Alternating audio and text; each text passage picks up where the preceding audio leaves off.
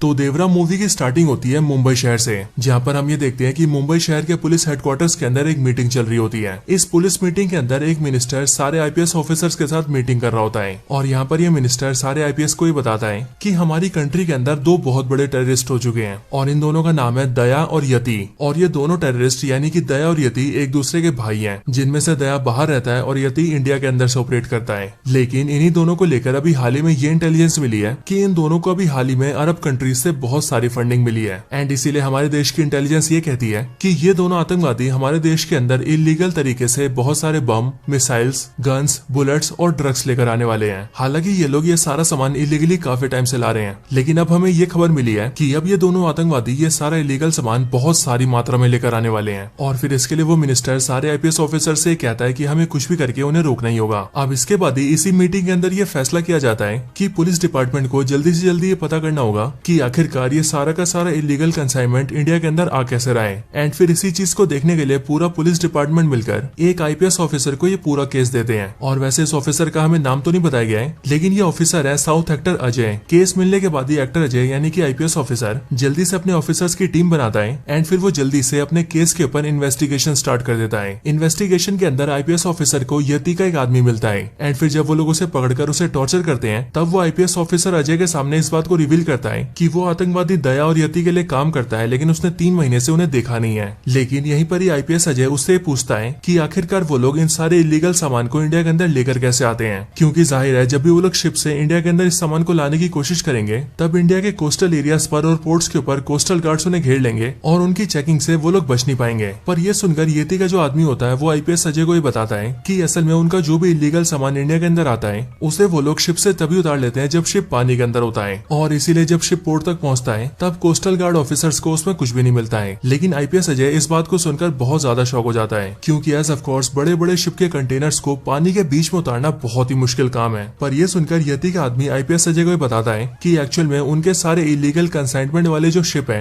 वो मुंबई से काफी दूर रत्नागिरी के पास आते हैं और ये जो रत्नागिरी जगह है वो आंध्र प्रदेश और तमिलनाडु के कोस्टल एरियाज के पास है। लेकिन जब वहाँ के पोर्ट्स के पास हमारे शिप पहुंचने वाले होते हैं तब पोर्ट तक पहुंचने के कुछ टाइम पहले उनमें से हम सामान निकाल लेते हैं और हमारे इन्हीं सारे इलीगल सामानों को निकालने में रत्नागिरी के आसपास के गांव वाले हमारी हेल्प करते हैं। अब ये सारी बात जानने के बाद ही आईपीएस अजय अपनी टीम के साथ सीधा रत्नागिरी जाता है एंड वहां जाकर इन्वेस्टिगेशन करके उसे पता लगता है कि यहाँ पर बेसिकली जितने भी इलीगल कंसाइनमेंट उतारे जाते हैं उन सभी को उतरवाने में और लोकल पुलिस से बचाने में वहाँ का जो डीएसपी है वो उनकी मदद करता है। और वो इसीलिए क्योंकि वहाँ का डीएसपी बहुत ज्यादा करप्ट है और उस डीएसपी का नाम होता है डीएसपी तुलसी, जो कि एक्चुअल में साउथ एक्टर अभिमन्यु सिंह है। ये पता लगते ही टीम सीधा डीएसपी के पास जाती है और फिर डीएसपी से इन्वेस्टिगेट करके उन्हें पता लगता है कि पानी के अंदर इलीगल कंसाइनमेंट को उतारने का सारा काम गांव के लोग करते हैं और उन सभी का जो लीडर है उसका नाम है भैरवा। और दोस्तों ये भैरवा और कोई नहीं बल्कि एक्टर सैफ अली खान है, जिन्हें मूवी के अंदर काफी जगह भैरवा और काफी जगह भैरा भी कहा गया है, लेकिन हम इन्हें पूरी स्टोरी के अंदर भैरा ही कहेंगे। अब ये सब पता लगने के बाद ही आईपीएस अजय अपनी टीम के साथ सीधा भैरा के पास जाता है एंड वो उसे एक पुलिस की तरह नहीं बल्कि एक स्मगलर की तरह मिलता है और वो भैरा से एक डील करते हुए उससे कहता है कि उसे भी शिप से अपना इलीगल सामान उतरवाना है और इसीलिए वो ये चाहता है कि भैरा उसका काम करे, जिसके बदले में वो भैरा को बहुत सारे पैसे देगा। लेकिन यहाँ पर हम ये देखते हैं कि जैसी भैरा ऐसा सुनता है वैसी वो इस काम को करने से मना कर देता है एंड भैरा और उसके आदमी आईपीएस अजय से कहते हैं कि असल में उन्होंने ये सारा काम छोड़ दिया है। पर ये सुनकर आईपीएस अजय उन पर चिल्लाने लगता है और वो उनसे कहता है कि उसे उसका काम करना ही होगा। पर फिर ये सुनकर भैरा उन सबको बहुत मारता है और उन सबको पीट पीट के वहाँ से भगा देता है। पिटने के बाद ही आईपीएस अजय अपनी टीम को लेकर गाँव के बाहर आ जाता है और जब वो गाँव के बाहर एक समुद्री किनारे के पास आता है तब उसे वहाँ पर एक बूढ़ा आदमी मिलता है। इस बूढ़े आदमी का नाम होता है सिंगप्पा,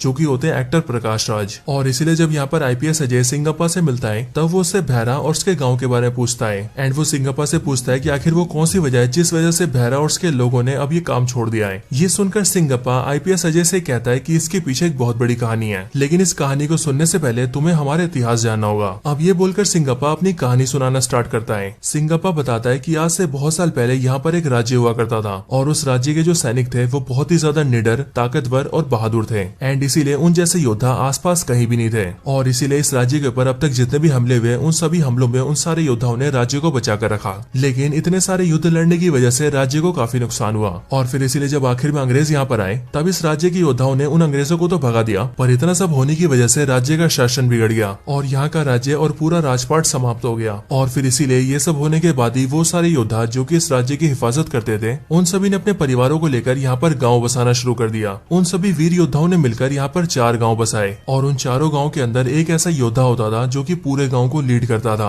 यानी कि एक योद्धा पूरे गांव का लीडर होता था। लेकिन अब क्योंकि राजपाट खत्म हो चुका था और यहाँ के लोगों के पास कमाने का कोई भी जरिया नहीं था, इसीलिए यहाँ के लोगों ने पानी में उतरकर मछली पकड़ना शुरू किया और उन्हीं सब चीजों से अपनी जिंदगी चलाई। पर इन सब के बाद भी हालात बिगड़ते ही चले गए और पीढ़ी दर पीढ़ी हमारे चारों गाँव और ज्यादा करीब होते चले गए। लेकिन फिर एक दिन हमारे चारों गाँव का समय बदला और ये हुआ आज से ठीक 12 साल पहले। सिंगप्पा बताता है कि आज से 12 साल पहले हमारे गांव में 2 आदमी आए जिनके नाम थे मुरुगा और डीएसपी तुलसी। और वैसे मैं आपको बता दूं कि इनमें से डीएसपी तुलसी अभिमन्यु सिंह थे और जो मुरुगा है वो है एक्टर मुरली शर्मा। सिंगप्पा बताता है कि आज से जब 12 साल पहले मुरुगा और डीएसपी तुलसी उनके गाँव में आए तो उन्होंने हमारे गाँव के लोगों को काम दिया। असल में हमारे चारों गाँव के जो लोग है वो बहुत ही ज्यादा ताकतवर और बहादुर है और इसीलिए हमारे गाँव के लोग वो काम कर सकते हैं जो की दूसरे लोग नहीं कर सकते हैं। और मुरुगा और डीएसपी तुलसी ने इसी बात का फायदा उठाया। असल में मुरुगा इलीगल काम करने वाले लोगों के साथ मिला हुआ है, इसीलिए वो विदेशों से बहुत सारे बम, मिसाइल, बंदूक और खतरनाक चीजों को शिप में डालकर हमारे देश में इलीगल तरीके से लाता है। लेकिन अब क्योंकि पोर्ट्स पर कोस्टल गार्ड के द्वारा उसे पकड़े जाने का खतरा रहता है, इसीलिए उसने हमारे लोगों को ये ऑफर दिया कि हमारे लोग उसके सारे सामान को पोर्ट्स पर पहुंचने से पहले उतार दें। और इस काम के बदले उसने हमारे लोगों को काफी पैसा ऑफर किया और इसीलिए हमारे लोगों ने ये काम करना शुरू कर दिया। अब इसके बाद ही सिंगप्पा आईपीएस अजय को देवरा की कहानी बताना स्टार्ट करता है और वो कहानी बताते हुए उन सबसे ये कहता है कि आज से 12 साल पहले जब ये सिलसिला शुरू हुआ तब मेरे गांव का लीडर देवरा था और देवरा के अलावा बाकी तीनों गांव के जो लीडर्स हैं वो है भैरा,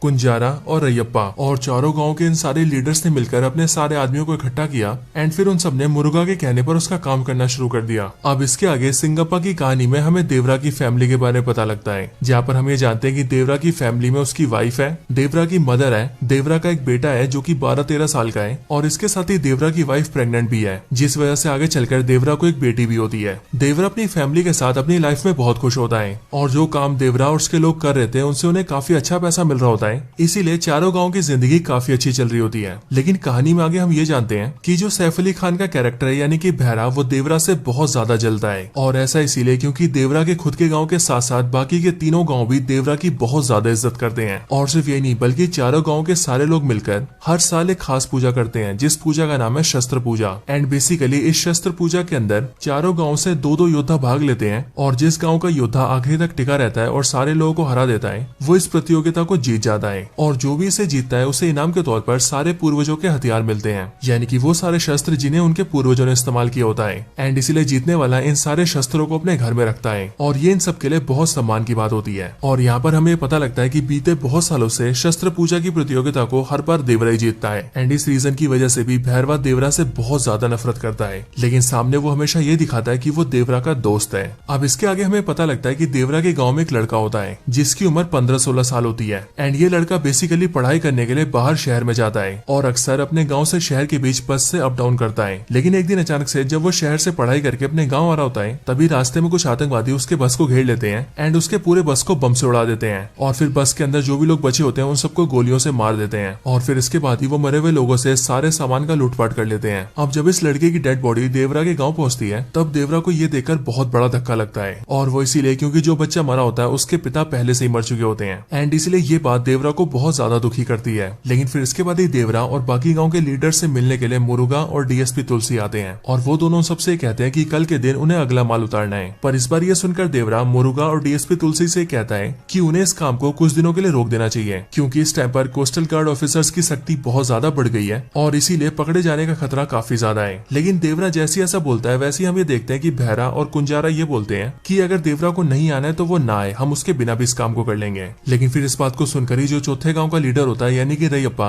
वो देवरा को साथ आने के लिए कहता है और वो देवरा को ये बोलकर मना लेता है कि अगर देवरा साथ होगा तो वो उन सबको किसी भी हालत से बचा लेगा। एंड फिर इसीलिए रैयप्पा की इस बात को सुनकर देवरा राजी हो जाता है और फिर वो सब अपने काम के लिए निकल जाते हैं। लेकिन अब क्योंकि सख्ती बहुत ज्यादा बढ़ चुकी थी इसीलिए इस बार पानी के अंदर बहुत सारे कोस्टल गार्ड ऑफिसर्स होते हैं और इसीलिए वो लोग देवरा और उसके सारे साथियों को पकड़ लेते हैं। शिप पर जब देवरा और उसके सारे लोग पकड़े जाते हैं तब सारे कोस्टल गार्ड ऑफिसर्स में से जो सबसे सीनियर होता है वो उन सबसे कहता है कि वो भी यहीं पास में ही रहता है और इसीलिए वो देवरा और उसके सारे साथियों को जानता है। लेकिन हाँ, उसने ये सुना था कि उनके बाप दादा बहुत बहादुर थे और बहुत बड़े योद्धा थे और उन्होंने अपने देश को बचाने के लिए हर बाहरी ताकत का सामना किया था। लेकिन यहाँ पर वो ये देख रहे हैं कि उन्हीं योद्धाओं के बच्चे अब चोरियां कर रहे हैं और ऐसे स्मगलर्स और क्रिमिनल्स का साथ दे रहे हैं जो कि हमारे देश को बर्बाद कर रहे हैं। इन सब के आगे वो ऑफिसर वो सारे कंटेनर खोलता है एंड वो सबको दिखाते हुए सबको बताता है कि इन सारे कंटेनर्स में बंदूक, बम, हथियार, गोले एंड इस तरह की सारी खतरनाक चीजें हैं। और ये सारी चीजें जब इलीगली स्मगलर्स और क्रिमिनल्स के हाथ जाती हैं, तब वो सब इन सब से हमारे लोगों को मारते हैं। अब जब देवरा उस ऑफिसर की सारी बातें सुनता है, तब वो ये समझ जाता है कि वो ऑफिसर बिल्कुल सही कह रहा है। और इसी टाइम पर वो अपने गाँव के लड़के की मौत को भी याद करता है, क्योंकि उस लड़के की मौत भी इन सारे हथियारों के हमारे देश में आने की वजह से हुई थी। और फिर इसीलिए यहीं पर ही देवरा अपने मन में डिसाइड करता है कि अब से वो ये सारा काम छोड़ देगा। लेकिन इस टाइम पर ही देवरा ये देखता है कि भैरा, कुंजारा, रैयप्पा और उसके बाकी सारे लोग अचानक से सारे कोस्टल गार्ड ऑफिसर्स के ऊपर हमला कर देते हैं एंड उन्हें मारने लगते हैं। लेकिन फिर ये देखकर देवरा अपने लोगों के खिलाफ हो जाता है और वो उन सबको ऐसा करने से रोक देता है। एंड फिर वो अपने सारे लोगों को चलने के लिए कहता है, जिसके बाद ही वो लोग उन सारे कंटेनर को अपनी बोट्स पर डालते हैं और वहां से निकलने लगते हैं। लेकिन जाने से पहले भैरवा उन सारे कोस्टल गार्ड ऑफिसर से वादा करता है कि आज के बाद से वो ऐसा कोई काम नहीं करेगा। और रही बात उसके गाँव के लोगों की, तो वो उन्हें भी ऐसा कुछ नहीं करने देगा। और फिर ये बोलने के बाद ही भैरवा अपने सारे लोगों के साथ अपने गाँव आ जाता है। जब वो लोग गाँव पहुंचते हैं, तब मुरुगा और डीएसपी तुलसी वहाँ पर आते हैं एंड वो लोग देवरा से अपना सामान मांगते हैं। लेकिन देवरा उनके सामने उनके सारे सामान को डिस्ट्रॉय कर देता है एंड वो सबसे कहता है कि आज से वो लोग उसका कोई काम नहीं करेंगे। और इसके साथ ही देवरा चारों गांव में ऐलान करता है कि आज के बाद से सिर्फ वही नहीं बल्कि चारों गांव में से कोई भी आदमी उनका साथ नहीं देगा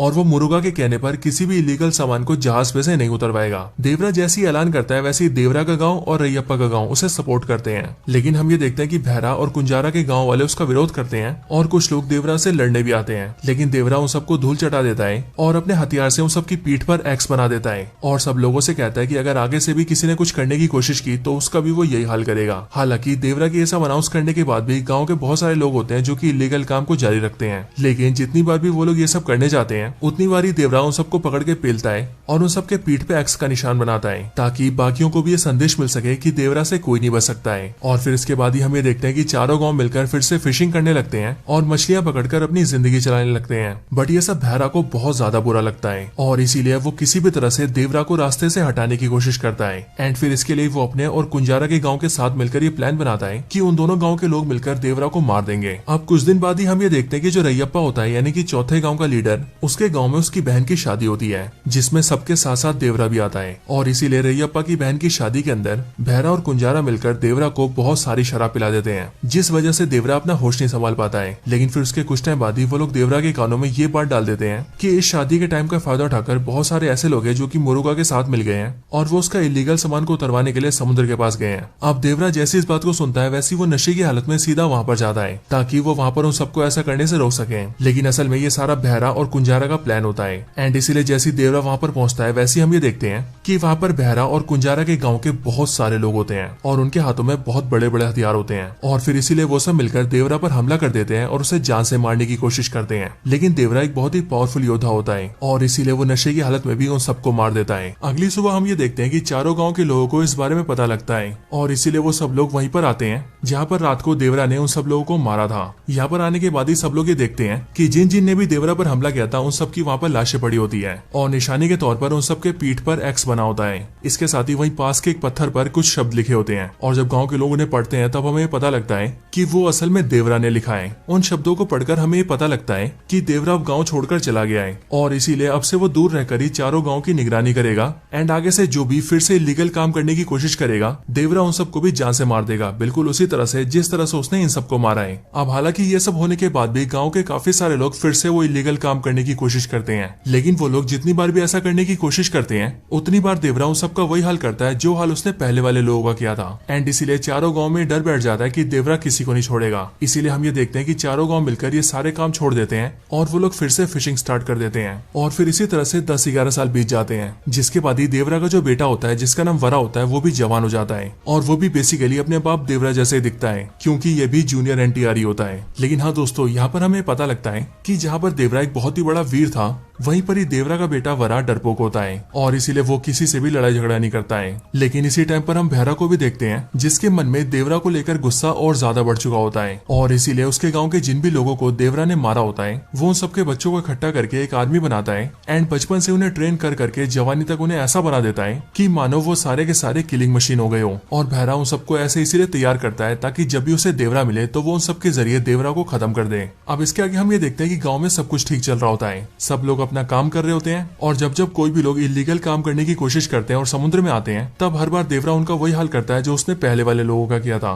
लेकिन फिर एक दिन अचानक से हम ये देखते हैं कि भैरा के गांव के कुछ लड़के देवरा देवरा की बेटी को छेड़ देते हैं, यानी कि वरा की बहन को। लेकिन हाँ, जैसे इस बारे में वरा को पता लगता है वैसे वो उन लड़कों को बहुत मारता है। पर जब वरा उन सबको पीट के वहाँ से जा रहा होता है तभी भैरा अपने गाँव के उन लड़कों में से एक लड़के को जान से मार देता है, जिसके बाद अगले दिन गाँव में ये खबर फैलती है कि वरा ने उन लड़कों को पीट पीट कर एक की जान ले ली है। अब ये बात जैसी वरा को पता लगती है कि उसके पीटने से किसी की जान गई है, तब वो सीधा भैरा के गाँव भैरा के पास आता है ताकि वो भैरा से माफी मांग सके। लेकिन भैरा उससे कहता है कि वो उसे तभी माफ करेगा जब वो उसके लिए काम करेगा। अब ये बात सुनकर वरा हाँ बोल देता है और फिर इसके आगे हमें पता लगता है कि भैरा ने मुरुगा और डीएसपी तुलसी से डील कर ली होती है एंड उसने उनसे ये बोला होता है कि अब उसके जो लड़के हैं वो इतने ज्यादा तैयार हो चुके हैं कि अब अगर देवरा उनके सामने आता भी है तो वो लोग देवरा को जान से मार देंगे। और फिर इसके लिए वो लोग कंसाइनमेंट को लेने के लिए पानी में उतरते हैं और इस बार भैरा उन सबके साथ साथ देवरा के बेटे वरा को ही भेजता है और वो वरा से कहता है कि अगर उसका बाप देवरा उसे दिखे तो उसे देवरा को मारना पड़ेगा। अब इन सब के बाद ही जैसे वो लोग पानी में आकर कंसाइनमेंट उतारने लगते हैं वैसे हम ये देखते हैं कि कोई उन पर हमला कर रहा है और कोई उन सबको पानी में खींच खींच कर मार रहा है। और जब दूसरे लोग उन सबको खींच कर बाहर निकाल रहे हैं तब वो लोग ये देख रहे हैं कि जिन भी लोगों को पानी के अंदर खींचा गया था उन सब की पीठ पर एक्स बना हुआ है और इसलिए ये सब देखकर वो लोग ये समझ जाते हैं कि शायद से देवरा यहाँ पर आकर उन सबके साथ ऐसा कर रहा है। लेकिन फिर यहीं पर एक बहुत बड़ा खुलासा होता है और वो खुलासा ये होता है कि वहाँ पर देवरा नहीं होता बल्कि देवरा का बेटा वरा ये सब कर रहा होता है। और फिर जब वो उन सारे लोगों की पीठ पर एक्स बना देता है और उन्हें बेहोश कर देता है तब वो उन सबको शिप में डालकर तट पर ले आता है और तब उससे वहाँ पर मिलने आते हैं प्रकाश राज यानी कि सिंगप्पा। एंड फिर यहाँ पर आकर स्टोरी खुलती है और हमें पता लगता है कि असल में जिस रात सारे लोगों ने देवरा पर हमला किया था उसी रात को देवरा की मौत हो गई थी। लेकिन देवरा के बेटे वरा ने और सिंगप्पा ने दोनों ने मिलकर देवरा को मरने के बाद भी उसे किस्से कहानियों में जिंदा रखा ताकि चारों गांव के मन में जो डर है वो डर बना रहे और कोई भी गलत करने से पहले 100 बार सोचे। और सिर्फ ये नहीं बल्कि देवरा के मरने के बाद जितने भी लोगों के साथ हमें ऐसा लगा कि उन्हें देवरा ने मारा है उन सबको भी असल में वरा नहीं मारा था। लेकिन ये सारी बातें जानने के बाद ही जब हमें पता लगता है कि देवरा की मौत हो चुकी है और देवरा उसी दिन मर गया था जिस दिन उन लोगों ने देवरा पर हमला किया था, तब यहाँ पर एक बहुत बड़ा सवाल उठता है और वो इसीलिए क्योंकि उस दिन देवरा से लड़ने के लिए जो भी लोग आए थे देवरा ने उन सबको मार दिया था। तो आखिरकार उन सबको मारने के बाद भी देवरा की मौत कैसे हुई और आखिरकार वो कौन था जिसने देवरा को मारा होगा। सो एंडिंग में हमें इसका भी आंसर मिलता है और हमें पता लगता है कि उस दिन जिस दिन देवरा ने उन सबको मार दिया था तब उन सब के बाद देवरा से मिलने के लिए वहाँ पर देवरा का बेटा वरा आया था और देवरा के बेटे वरा ने देवरा को चाकू मार के जान से मार दिया था। यानी कि देवरा का कातिल और कोई नहीं बल्कि देवरा का बेटा वरा है जिसने सिर्फ 13-14 साल की उम्र में अपने पिता देवरा को मार दिया था। लेकिन दोस्तों जैसे हमें इस सवाल का जवाब मिलता है वैसे ये मूवी एंड हो जाती है और अपने साथ ये सवाल छोड़ जाती है कि आखिरकार देवरा के बेटे वरा ने देवरा को क्यों मारा। लेकिन हाँ, हमें इस बात का जवाब मिलेगा देवरा पार्ट 2 के अंदर। वैसे ये बिल्कुल बाहुबली जैसा हुआ है क्योंकि बाहुबली 1 देखने के बाद सबके मन में भी यही सवाल था कि आखिरकार कटप्पा ने बाहुबली को क्यों मारा और अब बिल्कुल वैसे ही देवरा मूवी देखने के बाद भी सबके मन में यही सवाल रहेगा कि आखिरकार देवरा के